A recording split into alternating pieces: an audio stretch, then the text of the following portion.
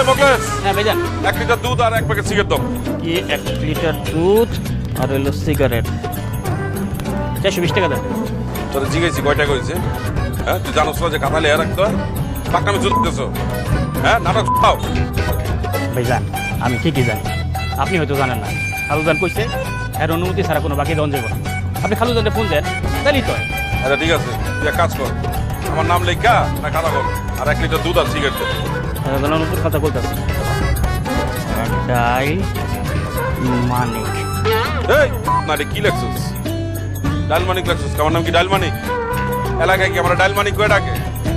তোরা যে দেখতে মনে হয় যে টেপা মাছের মতো, তারপরে কি তোরা আমি কি টেপা মোকলেশ কই?